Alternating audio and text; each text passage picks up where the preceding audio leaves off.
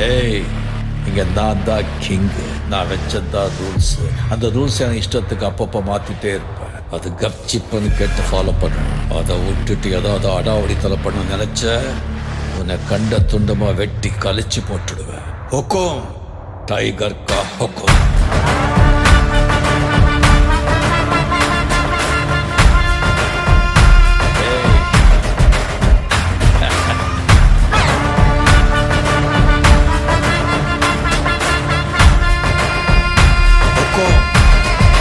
tiger கலவர